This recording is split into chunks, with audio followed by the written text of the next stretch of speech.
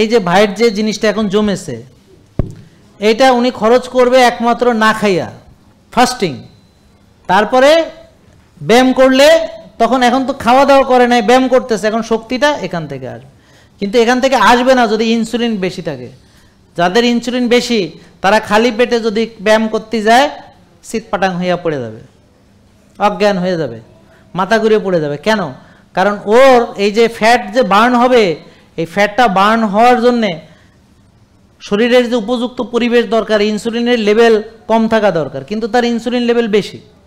তা আজকে ভাইয়ের ইনসুলিন পরীক্ষা করা হবে, তার হুমায়ের পরীক্ষা করা হবে। যখন দেখবো আমার ইনসুলিন বেশি আছে, তখন আগে তাকে ইনসুলিন কমানোর পরামর্শ দেব। সবাই বলেন ইনসুলিন চর্বি জমায়, চর্বি ভাঙতে বাধা দেয়। তাহলে ইনসুলিন বেশি থাকলে ফ্যাট বার্ন করা সম্ভব না। তাহলে এখন ইনসুলিন কমাতে হবে। আর ইনসুলিন কমাতে হলে বলেন ভাত, রুটি, ফল, দুধ, চিনি, জিলাপি, হ্যাঁ, প্রসেসড ফুড, এই যে খাবারগুলো, এগুলো রক্তে চিনি নিয়ে আসে, ইনসুলিন বেড়ে যায়। আর প্রসেসড ফুড প্রদাহ তৈরি করে, কোষ টক্সিসিটিতে চলে যায়।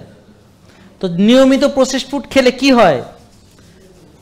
সেলুলার টক্সিসিটি হয়, ইনফ্লামেশন হয়, সেখান থেকে অ্যাথেরোস্ক্লেরোসিস হয়, সেখান থেকে ব্লক হয়ে হার্ট অ্যাটাক করে বা প্যারালাইসিস হয়, ব্রেন স্ট্রোক করে। বুঝতে পারেন নাই? ওনার বুক ফাটতে হয়েছে কেন? কারণ 3টা ব্লক 100% হয়েছে। কিভাবে হয়েছে?